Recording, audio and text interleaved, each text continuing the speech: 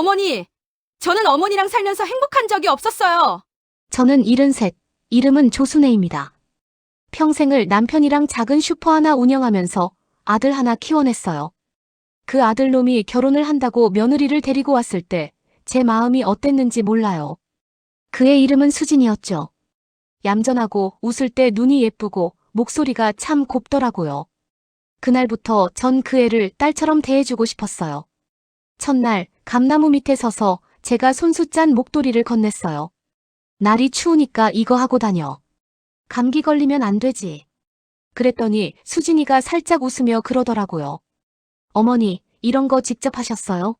너무 감사해요. 그 말 한마디에 제 마음이 따뜻하게 녹았습니다. 그날 저녁엔 된장찌개를 끓였어요. 며느리 입맛에 맞게 싱겁게요. 맛있어요, 어머니. 그 말이 어찌나 고맙던지 손이 부르르 떨리더라고요. 남편이 살아있었다면 분명 저보다 더 좋아했을 거예요. 이제 외롭지 않겠다. 딸 하나 얻었구나. 그렇게 생각하며 그날 밤엔 정말 오랜만에 웃으며 잠들었어요. 시간이 조금 지나고 나니 수진이는 제 옆에서 살림도 배우고 같이 장도 보러 다니고 카페도 갔어요. 같이 나란히 걸을 때마다 제 마음은 정말 든든했어요. 그런데 언제부터였을까요? 그 아이 얼굴에서 웃음이 줄어들더니 자꾸 한숨이 늘었어요. 어느 날은 그러더라고요. 어머니, 친구들이랑 제주도 좀 다녀올게요. 그래, 다녀오렴. 여행도 젊을 때 해야지. 저는 그 말에 기분이 나쁘지 않았어요. 아니, 오히려 기뻤어요. 요즘 애들답게 자유롭게 살면 좋잖아요. 그런데 그 뒤로 수진이는 집안일에 손도 안 대더군요. 청소도, 빨래도, 밥도 전부 제 몫이 됐어요. 요즘 애들은 다 바쁘지. 하며 넘기려 했지만 며칠, 몇 달이 지나도 그 모습은 달라지질 않았습니다.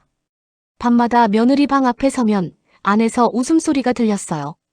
전화로 친구들이랑 수다 떠는 소리요. 그 속에 시어머니란 말이 섞여 나올 때마다 제 심장은 덜컥 내려앉았습니다. 내가 뭘 잘못한 걸까? 그날 밤 전 이불을 꼭 끌어안고 울었어요. 내가 딸처럼 대해줬던 며느리가 이제는 나를 짐처럼 여기는 것만 같았거든요. 그날도 평소처럼 새벽에 눈이 떠졌어요. 나이 먹으니까 잠이 깊이 들질 않아요. 부엌 불을 켜고 밥솥에 쌀을 씻었죠. 조용히 물 올리고 된장국을 끓이는데 거실 쪽에서 수진이가 나왔어요. 머리를 묶지도 않은 채로 휴대폰을 만지작거리더군요. 일찍 일어나셨네요, 어머니. 그래. 습관이지 뭐. 아침은 먹고 나가렴. 아니요, 친구들이랑 브런치 약속 있어서요. 오늘은 그냥 나갈게요. 그 말 한마디에 국 끓이던 손이 멈췄어요. 브런치라는 말이 참 낯설게 들렸습니다. 나는 평생 밥과 김치, 된장국으로 살았는데 말이에요. 그날 오후 아들이 퇴근하고 집에 들어왔어요. 엄마, 요즘 왜 그렇게 피곤해 보여요? 괜찮다, 도연아. 나이 탓이지 뭐. 말은 그렇게 했지만 속으론 서운함이 쌓여 있었죠.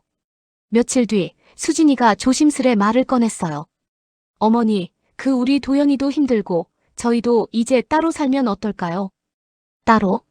네, 저희도 직장만 해야 하잖아요. 근데 아버님 남기신 재산이 좀 있잖아요. 그걸로 저희 목 조금만 나눠주시면. 그 순간 제 귀를 의심했어요. 그 아이가 지금 무슨 말을 하는 건가 싶었어요. 수진아, 그건 내가 말할 게 아니지 않니? 그건 도연이랑 내가. 어머니, 저도 가족이에요. 도연이도 자식이고요. 요즘 다 그렇게 살아요. 독립적으로. 그 말투에 미묘하게 비꼬인 기운이 느껴졌습니다. 그제야 알겠더라고요. 이 아이가 나를 가족으로 보는 게 아니라 돈을 가진 사람으로 보고 있구나. 그날 밤 저는 부엌 식탁에 앉아서 한참을 생각했어요. 내가 그동안 며느리에게 해준 게 뭐가 부족했을까?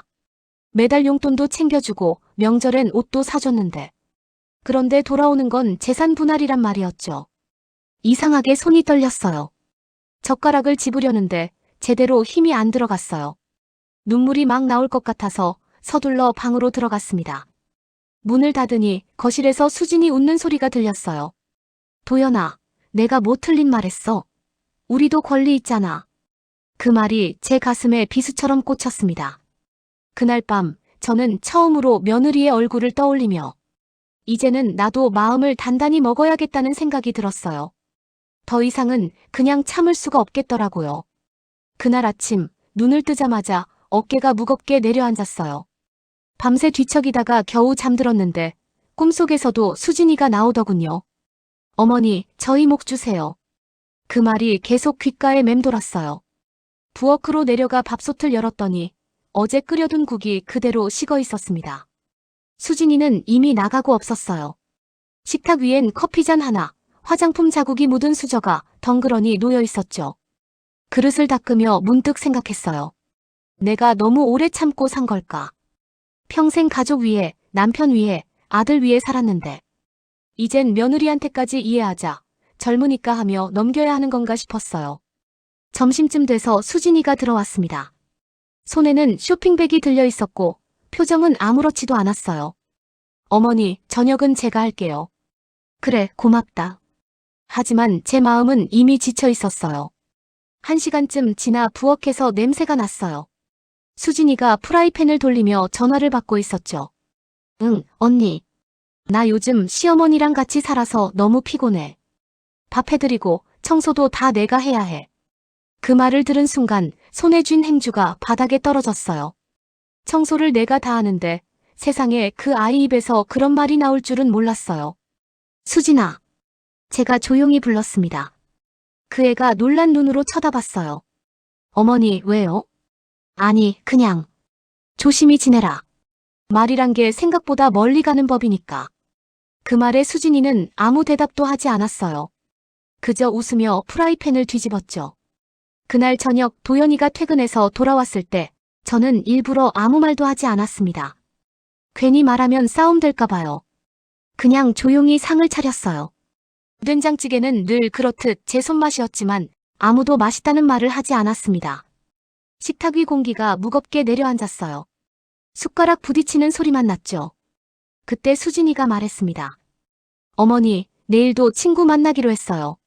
점심은 밖에서 먹을게요. 그래. 그 한마디 외엔 아무 말도 안 했습니다. 방에 들어와 불을 끄고 누웠는데 문득 이런 생각이 들었어요. 내가 평생 아끼고 지켜온 가족이 언제 이렇게 낯설어졌을까? 천장에서 흘러내린 달빛이 벽에 부딪혀 퍼졌습니다.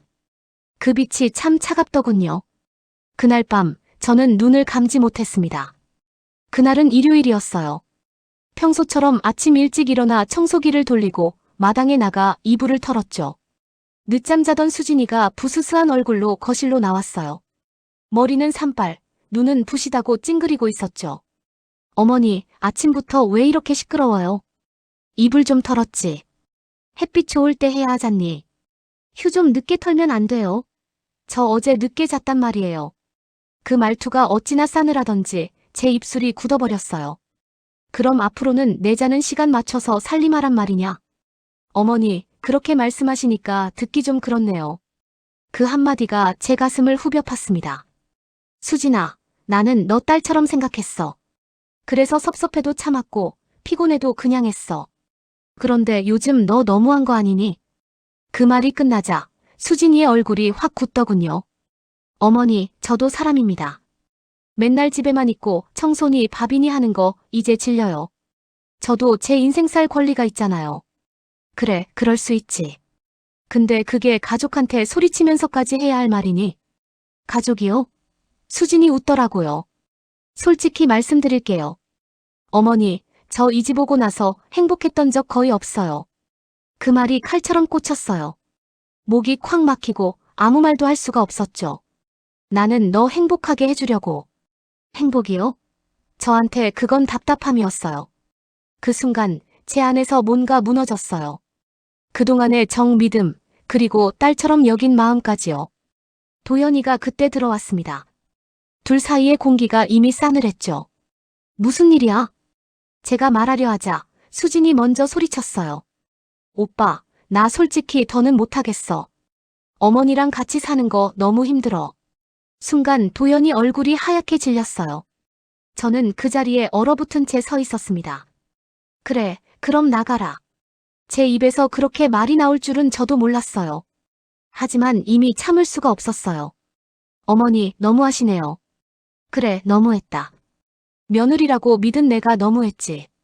그 말이 끝나자 수진이 문을 쾅 닫고 방으로 들어갔어요. 도연이는 한참을 서 있다가 조용히 고개를 숙였죠. 엄마, 조금만 기다려봐요.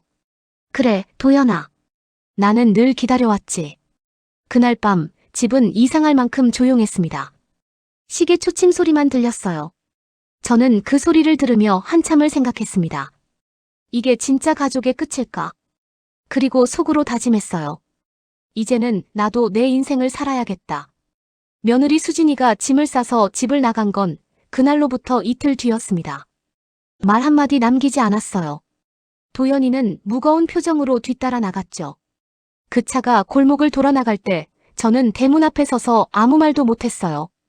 눈물이 나오려다 어느 순간 그마저도 멎었어요. 그래, 인연이란 게 다 그런 거겠지. 스스로 그렇게 중얼거렸습니다. 집안은 고요했어요. 식탁 위에는 며느리가 놓고 간 컵 하나, 거실 한쪽에는 손녀 미나의 작은 인형이 쓰러져 있었죠. 그 인형을 손에 들자 이상하게 마음이 무거워졌습니다. 그 애는 무슨 죄가 있겠어요. 어른들 일에 휩쓸렸을 뿐이죠. 그날 밤 부엌 창문을 열어두고 한참을 앉아 있었습니다. 가을 바람이 살짝 스며들더군요. 이 나이에 왜 이렇게 서러운지. 눈물이 또 차올랐습니다. 그런데 그때 도연이에게서 전화가 왔어요. 엄마 수진이랑은 당분간 따로 지내기로 했어요. 미나는 학교 때문에 제가 데리고 있고요. 그 말에 마음 한켠이 놓이면서도 어딘가 허전했습니다. 그래, 잘했어. 사람은 가끔 거리를 둬야 서로 보이기도 하더라. 엄마, 미안해요. 내가 좀 더 일찍 알았어야 했는데. 괜찮다. 다 지나가게 돼 있어. 전화를 끊고 나서 문득 남편이 떠올랐습니다. 생전에 늘 말하던 그 한마디요.